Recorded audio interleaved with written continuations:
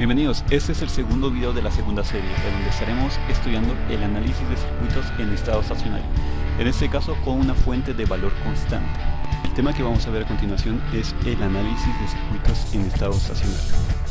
Frecuentemente en ingeniería el interés primario en la solución de un problema es determinar el comportamiento de circuitos después de que han transcurrido mucho tiempo. Las respuestas que se presentan bajo estas condiciones se denominan como de estado estacionario. En general, todas las raíces de las ecuaciones características, de las ecuaciones diferenciales, de todas las respuestas de las redes formadas exclusivamente de elementos pasivos, esto es importante, que contengan por lo menos un elemento resistivo no redundante, tienen parte real negativa. Una consecuencia de esto es que para cada respuesta tenemos que el límite, cuando t tiende a infinito, de la respuesta homogénea de la ecuación diferencial va a ser 0. Después de que ha pasado mucho tiempo va a llegar a ser 0, donde r de t es la solución de la ecuación diferencial homogénea. Se puede definir entonces la respuesta de estado estacionario o de régimen permanente RSS de t de la siguiente manera, que tenemos que la respuesta de estado estacionario va a ser igual al límite cuando t tiende a infinito pues de nuestra ecuación diferencial, y de aquí solamente nos va a quedar la respuesta particular, porque ya sabemos que después de mucho tiempo la respuesta homogénea va a tender a ser 0, pues va a llegar a ser 0. Por lo tanto, entonces la respuesta de estado estacionario va a ser igual a la respuesta particular de la ecuación diferencial. Acá tenemos que donde r de p de t es la solución particular de la ecuación diferencial. Entonces, cada vez que tengamos redes formadas exclusivamente de elementos pasivos que contengan por lo menos un elemento resistivo no redundante, la respuesta de estado estacionario de ese circuito va a ser la respuesta particular. Y eso es lo que vamos a hacer a continuación con un ejemplo. Y este va a ser el circuito con el que vamos a trabajar en este video. Es importante de que sepan distinguir cuando un elemento es redundante o no es redundante. Como les mencioné anteriormente, debemos tener, y eso es lo que vamos a analizar, ¿no?, una red formada exclusivamente de elementos pasivos que contengan por lo menos un elemento resistivo no redundante. ¿Cómo sabemos si aquí tenemos un elemento resistivo no redundante? Como les mencioné en el video anterior de las definiciones, sabemos que es redundante si tendríamos esta resistencia aquí, porque el voltaje en paralelo van a ser los mismos. O sea, el voltaje de esta fuente de corriente, de esta fuente independiente de voltaje, va a ser el mismo que este de acá, y este voltaje de la resistencia va a ser el mismo voltaje, digamos, de estos dos nodos. Entonces esta resistencia yo podría quitarla y no cambiaría en nada el resto del circuito. Pero aquí tenemos que esta resistencia está en serie con una fuente de voltaje. Por lo tanto, esta resistencia es un elemento resistivo no redundante. Y la característica que estamos analizando ahora es de que la red circuital tenga por lo menos un elemento resistivo no redundante, y sí lo tiene. Entonces ahí vamos bien. Lo que vamos a hacer ahora es encontrar las corrientes y los voltajes de los inductores y también de los capacitores. Y lo vamos a hacer de dos maneras diferentes: con una fuente de voltaje de valor constante que es de 20 voltios, y luego la vamos a hacer con una fuente de voltaje sinusoidal que tiene una amplitud de 86 y un ángulo de desfase de 53,13 grados. Vamos a empezar en este video con encontrar las respuestas de estado estacionario cuando la fuente de voltaje es la de 20 voltios, cuando la fuente de voltaje es constante, para luego de que ya terminemos de completar estas dos formas, vamos a hacer unas conclusiones y vamos a ver de que hay un método mucho más fácil de solucionar esto. O sea, lo que vamos a hacer a continuación es hacerlo de la manera difícil para luego explicarlo de una manera fácil, y eso nos ayudará a a entrar en un tema diferente, que van a ser unas ecuaciones auxiliares. Eso ya sería para videos que estaremos viendo más adelante. Lo primero que voy a hacer es sumar estos dos capacitores que están en serie, que C va a ser igual a C1 más C2, y esto va a ser igual a 250 microfaradios. Y entonces lo que haremos ahora es colocar los nodos en nuestro circuito, y pues acá ya tenemos también nuestro gráfico, nuestro árbol, pero tampoco le colocaron los nodos. Pues para mayor comodidad voy a colocar los nodos en ambos gráficos. Coloquemos aquí el nodo número 1, que vendría siendo este de acá, el nodo número 2. El cuarto nodo, recuerden que estos dos capacitores forman el capacitor C, entonces el cuarto nodo vendría aquí. Y ahí ya tenemos todos los nodos ubicados tanto en el circuito como también en el árbol. Ahora lo que voy a hacer solamente es colocar los sentidos de las corrientes y el número que me dieron aquí en el árbol también en el circuito. Y listo, ya tenemos ahí todas nuestras corrientes en los mismos sentidos que las tenemos en el árbol, y también le asignamos el número pues que le corresponde a cada uno de los elementos. Lo que vamos a hacer ahora es resolver ese circuito por el método de corrientes de enlace. Ya tenemos todo el algoritmo aquí para poder solucionarlo mediante este método. Lo primero que debemos hacer son las fuentes de voltaje independientes. Aquí tenemos solamente una, por lo tanto aquí tenemos que V de T va a ser igual a V1 y V1 es igual a 24 voltios. Fuentes independientes de voltaje no tenemos, así que esta parte no la vamos a colocar. No hay que ponerla porque no hay forma de hacerlo. Inductores acoplados, sí tenemos. Como se pueden dar cuenta aquí, al inductor L1 le corresponde pues el número 7 que se le asignó, y acá sería B7.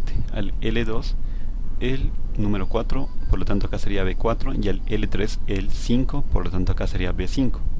Igual para las corrientes I7, I4 y 5. Ahora lo que debemos hacer es llenar esa parte de aquí, que lo primero es colocar la diagonal, que viene siendo L1, que es 6 milihenrios. 6 milihenrios es por 10 a la menos 3. L2 es 1.5 milihenrios, 1.5 milihenrios. L3 es 3 milihenrios. Listo. Y los acoples entre ellos. Tenemos que, si pueden darse cuenta aquí, esta corriente está entrando por terminal marcado en L1 y en L2 también por terminal marcado, por lo tanto el acople es positivo. Aquí tenemos que es 1 y 1 acá.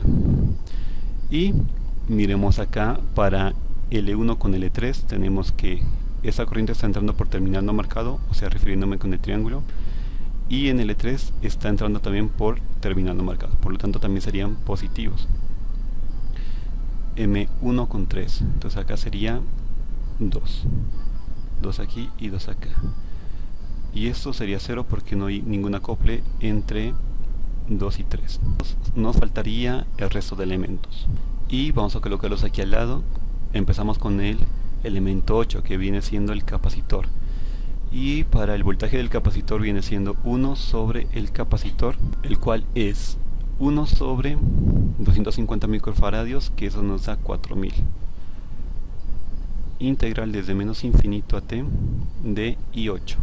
Y también vendría siendo para B2, B3 y B6, que son todos, miren, B2 una resistencia, B3 una resistencia, B6, que vendría siendo el voltaje es la resistencia por la corriente. Entonces tenemos que la resistencia es 3 ohmios. Sería 3 por la corriente y 2 por la corriente y 6. Fuentes independientes, bueno, fuentes de voltaje dependientes no tuvimos, así que esto vamos a borrarlo. Seguimos con las fuentes de corriente independientes, pero tampoco tenemos. Y con las fuentes de corriente dependientes, igual tampoco tenemos ninguna de esas. Lo que quedaría por hacer es aplicar la segunda ley de Kirchhoff. Si se dan cuenta, aquí tenemos tres enlaces. El de la corriente I8, de la 7 y el de la 4. Y como no tenemos ninguna fuente de corriente, entonces de aquí vamos a sacar tres ecuaciones. Empezamos entonces con la primera ecuación, que vamos a empezar con este enlace 4. Nos vamos en la misma dirección del enlace, así que si coincide con la misma dirección va a ser positivo, y si está en contra va a ser negativo. Coloquemos B4 más B5, acá que va en contra menos B1, acá va en el mismo sentido más B2, esta en el mismo sentido más B6, igual a 0. B7, aquí va en contra menos B1, y acá van en la misma dirección, así que va a ser más B2 más B6. Y con la tercera ecuación, vamos con este enlace de aquí, nos vamos con B8, B3 positivo, menos B1 y más B2. Para las ecuaciones auxiliares vamos a hacerlo con cortes, así que por cada rama debe tener un corte. Y recuerden que el corte se hace con una rama y los demás enlaces. Por ejemplo, aquí ese va a ser nuestro primer corte. Vamos con esta rama de acá, que sería un corte como este.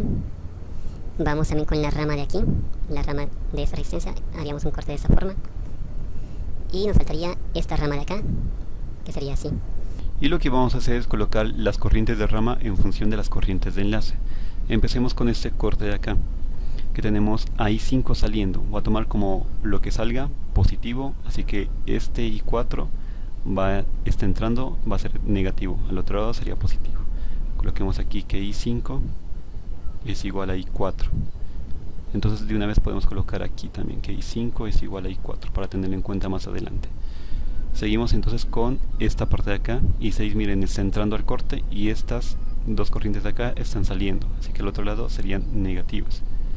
Bueno, entrando positivo, estas serían negativas, al otro lado serían positivas. Entonces sería I4 más I7. Vamos ahora con esta rama. Miren que lo que entre positivo y lo que salga va a ser negativo. Entonces I2 va a ser igual. Estas de acá están saliendo, van a ser negativas. Por lo tanto al otro lado van a ser positivas. Tenemos que sería I4 más I7 más I8. Por último nos falta esta de acá, que es la I3. I3 está saliendo, así que lo que entre va a ser negativo. Y si esta I8 está entrando negativo, al otro lado va a ser positivo. Por lo tanto I3 es igual a I8. Listo, entonces ahora vamos a reemplazar las ecuaciones A y C en B. Empecemos con la primera ecuación. Y vamos a fijarnos en esta parte, B4 más B5, porque esos ya los tenemos acá. Entonces tenemos 1 más 2, que es 3 por 10 a la menos 3. Derivada con respecto al tiempo de I7. Esta parte de acá. 1.5 y S3. Si se dan cuenta que tenemos que I4 y acá tenemos que I5 es igual a I4. Entonces podemos sumar estos dos. Nos daría 4.5 por 10 a la menos 3 derivada con respecto al tiempo de I4. Esta parte de aquí, I1 lo vamos a pasar al otro lado. Así que lo vamos a hacer al último. B2 tenemos que es 3 por I2. ¿Y qué es I2? Es 4 más I7. Es I4 más I7 más I8. B6 tenemos también que es una resistencia. Miren que es 3 por I6. ¿Y qué es I6? I6 es I4 más I7. Y esto va a ser igual a B1, pasándolo al otro lado como positivo. Y B1 es igual a 24 voltios. Ahora vamos con la ecuación número 2. Tenemos acá que B7. Empecemos por ahí. B7 es 6 por 10 a la menos 3, derivada de T de I7. Y este I1 e I2 pues va a corresponder a la misma corriente que es I4. Entonces va a ser 3 por 10 a la menos 3 derivada con respecto al tiempo de I4. Seguimos entonces con menos B1, pero esta es la fuente de voltaje, vamos a dejarlo al final. Continuamos con B2 y también con B6. ¿Qué es B2? B2 es igual a 3 por I2. ¿Y qué es I2? Es I4 más I7 más I8. Y B6 viene siendo 3 por I6. ¿Y qué es I6? I6 es I4 más I7. Y colocando este menos B1 al otro lado sería B1, que viene siendo 24. Ahora continuamos con la tercera ecuación y con B8. B8 se refiere al capacitor. La primitiva del capacitor viene siendo 1 sobre el capacitor, que es 1 sobre 150 microfaradios, eso me da 4000. Integral desde menos infinito a t de I8. Seguimos, bueno, esto ya lo hicimos, ahora continuamos con B3. B3 es igual a 3 y 3. ¿Y qué es I3? I3 es igual a I8. Menos B1 va para el otro lado y más B2. Ya sabemos que B2 es esto de aquí, porque menos B1 al otro lado es positivo, así que acá también es 24. Así que simplificando todo esto, obtenemos lo que está aquí abajo. Lo hice con colores para que puedan comprobar por ustedes mismos. Y ahora si se fijan en esa tercera ecuación, tenemos esta parte de aquí que es una integral de menos infinito a t. Cada vez que tengamos una ecuación que tenga una integral, para pasarla a la forma matricial vamos a derivarla.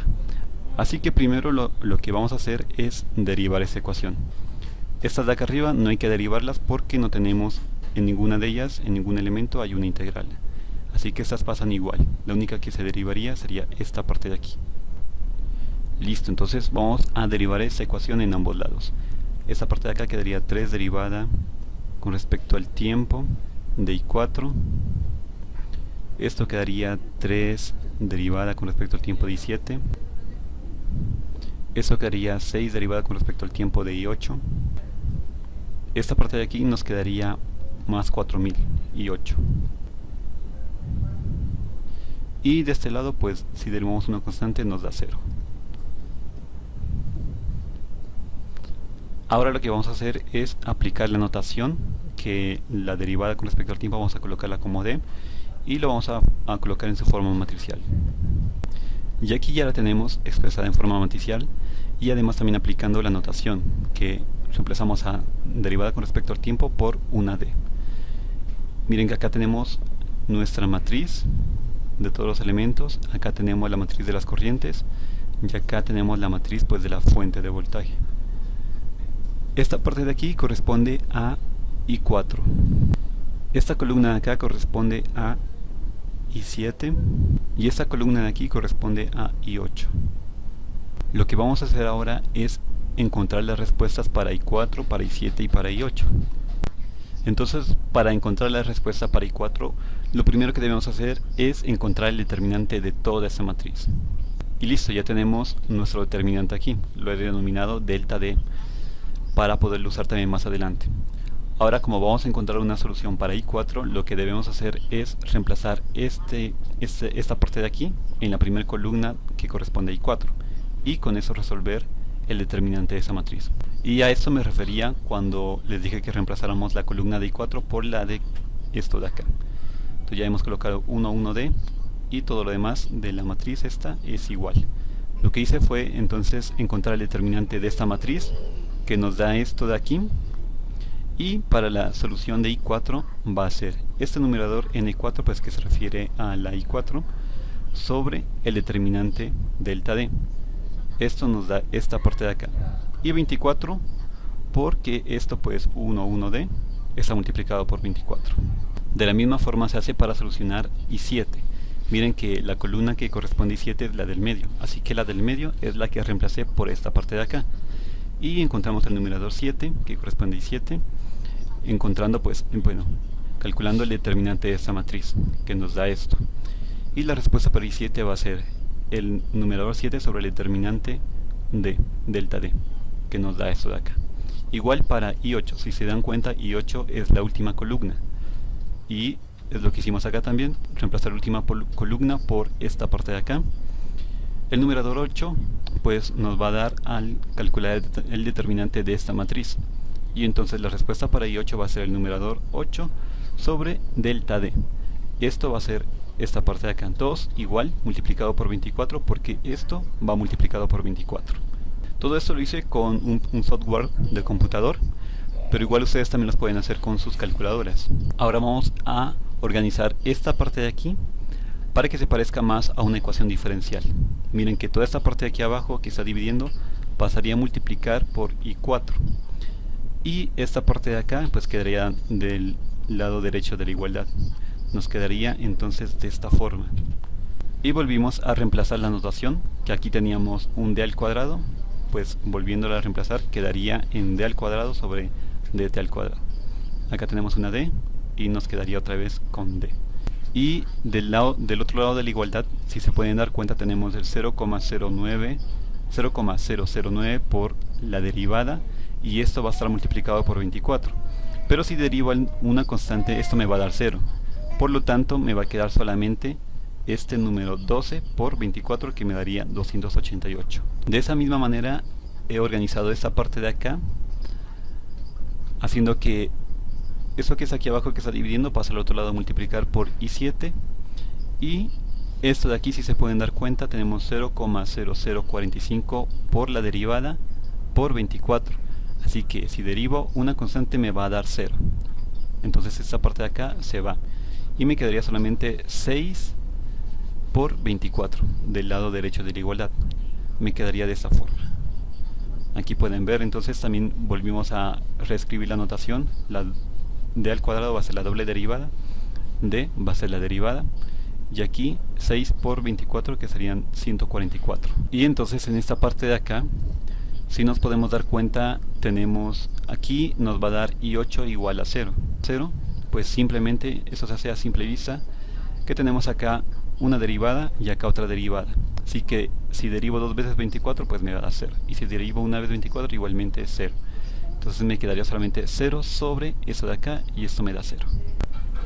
Ahora, como ya les había mencionado en el principio del video, las respuestas de estado estacionario de estas ecuaciones diferenciales vendrían siendo solamente la respuesta particular de la ecuación. Así que lo que debemos encontrar para ya definitivamente encontrar la respuesta de estado estacionario de cada una de estas variables es encontrar la ecuación particular de esta ecuación, también la de esta, y esta de acá pues ya tenemos directamente la respuesta de estado estacionario, que vendría siendo I8 de estado estacionario igual a 0. Entonces empecemos con este de aquí, con esa ecuación. Para encontrar la respuesta particular debemos suponer una, así que vamos a suponer de esta forma. I4 particular de t es igual a A, y si se dan cuenta acá tenemos dos derivadas, entonces debemos derivarla dos veces. Y pues al derivar esa constante una vez nos va a dar 0. Si la derivamos otra vez, pues derivamos 0, también nos da 0. Por lo tanto, la primera derivada y la segunda derivada de I4 particular de t es 0. Ahora lo que debemos hacer es reemplazar esos valores en nuestra ecuación diferencial. Vamos a hacerlo aquí mismo. Tenemos que la doble derivada y la derivada de t es 0. Por lo tanto, esta parte de acá es 0 y esto es 0. Toda esta parte de acá se anula, igual que la de acá. Ya solamente nos quedaría I4 de t, que fue lo que supusimos que es A. Entonces nos quedaría de esa forma. Despejando A nos quedaría 288 sobre 108, que es igual a 8 tercios. Por lo tanto, tenemos que la respuesta de estado estacionario de I4 va a ser igual a 8 tercios. Me acabo de dar cuenta que escribí mal la ecuación diferencial para I7. Esta nos quedaría de esta forma. Y de la misma forma que eso de acá, vamos a suponer una solución particular. Luego de suponer la respuesta particular, lo que hacemos es derivarla la primera y la segunda vez, pero como se dan cuenta, pues nos da 0 en ambos casos. Por lo tanto, acá tenemos que esto es 0 y esto también es 0, y esto de acá va a ser igual a b. Esto nos quedaría de esa forma: 108b igual a 144. Despejando b nos queda así, que quedaría igual a 4 tercios. Por lo tanto, entonces la respuesta de estado estacionario de I7 va a ser igual a 4 tercios, esos son amperios. Y la de I8 pues es 0 amperios. Terminando ya con esto, tenemos que el voltaje L1 del estado estacionario va a ser igual al voltaje de L2 del estado estacionario, y también va a ser igual al voltaje de L3 del estado estacionario, que todo esto va a ser igual a 0. ¿Y por qué esto nos da 0? Pues porque tenemos que la primitiva, tenemos que el voltaje del inductor va a ser igual a L por la derivada con respecto al tiempo por la corriente del inductor. Y como la corriente del inductor en este caso pues nos dio una constante que es 4 tercios, esto al derivarlo pues nos da 0. Y también que la corriente del capacitor del estado estacionario va a ser igual a I8. I8 ya sabemos que es 0 amperios. Entonces ya tenemos también esta parte aquí. Entonces, como conclusión tenemos lo siguiente: cuando una red contiene por lo menos un elemento resistivo no redundante y fuentes independientes de valor constante, los capacitores se comportan en el estado estacionario como circuitos abiertos con corriente nula, y los inductores como cortocircuitos con voltaje 0. Nuestro circuito original, aplicando lo que les acabo de mencionar, nos quedaría de la siguiente forma. Miren que el capacitor 1 y el capacitor 2 ya los hemos colocado como unos circuitos abiertos, donde por aquí no va a tener corriente, y los inductores L1, L2 y L3 como cortocircuitos, donde no van a tener voltaje. De esta forma solamente nos va a quedar un circuito totalmente resistivo. Miren toda esta parte de acá. Resolviendo el circuito resistivo resultante se pueden obtener directamente los mismos resultados que obtuvimos anteriormente, sin necesidad de obtener las ecuaciones diferenciales ni resolverlas para las soluciones particulares. O sea, nos vamos a librar de hacer todo este proceso que hicimos acá, encontrar la ecuación diferencial y encontrar su solución particular, conociendo lo que les estoy mencionando. Además, también la corriente a través de cualquier resistor en serie con un capacitor es también nula, Por lo tanto, el voltaje a través del resistor también es nulo, porque si miran esto, el voltaje de la resistencia va a ser igual a la resistencia por la corriente de la resistencia. Y si por aquí no está pasando corriente, entonces ese voltaje va a ser cero. Entonces solamente nos quedaría este circuito con dos resistencias y una fuente de voltaje, que es sencillo de resolver. Solamente vamos a hacer una malla acá y vamos a irnos en esta dirección. Aquí sería menos 24 voltios, aquí, acá sería más 3 ohmios por la corriente IA, más otra vez 3 ohmios por la corriente IA. Y yo le coloqué pues acá R1 y R2 para poder hacer algunas operaciones más adelante. Ya despejando, simplificando y despejando IA, tenemos que esa corriente de IA va a ser igual a 4 ohmios. O sea que por aquí tenemos a IA, que es igual a 4 amperios, perdón. Ahora entonces, el voltaje de la resistencia R1, me refiero a esta de acá, va a ser igual a la corriente IA por R1. Esto es 4 por 3 igual a 12 voltios. Si esto es 12 voltios, para que aquí el voltaje en estos nodos, refiriéndome al voltaje de los capacitores, para que se cumpla la segunda ley de Kirchhoff, entonces debería ser 12 voltios. Por lo tanto, tenemos que C1 más C2 van a ser igual a 12 voltios. Y para la corriente IL1, tenemos que acá, miren, si hacemos un nodo aquí, tenemos que IA va a ser igual a IL1 más IL2. Esto pues me refiero a las corrientes en estado estacionario. Por lo tanto, IL1 de estado estacionario más IL2 de estado estacionario va a ser igual a 4 amperios. Estos datos, estos resultados son los mismos que nos dieron acá. Conociendo esto, entonces ya no vamos a resolver estos circuitos de esta forma, sino que vamos a colocar, si tenemos una fuente de valor constante y por lo menos un elemento resistivo no redundante, vamos a colocar los capacitores como circuito abierto y los inductores como cortocircuito y resolverlo de esta manera. Las anteriores observaciones permiten concluir que la solución de este circuito resistivo permite obtener únicamente la suma algebraica de los voltajes en los capacitores, que es lo que hicimos acá, conectados en serie, y de las corrientes a través de los inductores en paralelo. Pero si queremos obtener el valor de cada uno de estos elementos, o sea el de C1, el voltaje de C2, la corriente de L1, la corriente de L2 y la corriente de L3 por separado, vamos a necesitar unas ecuaciones adicionales, y me refiero a las ecuaciones auxiliares, que las vamos a ver en videos que estaremos viendo más adelante. Y con eso se terminaría este video. Ya nos quedaría solamente en el próximo video solucionar este mismo circuito, pero ahora ya lo haremos con una fuente sinusoidal. Y también vamos a sacar algunas conclusiones de eso, y veremos que también se lo puede resolver de una forma más sencilla, pero también es interesante analizarlo de esta manera.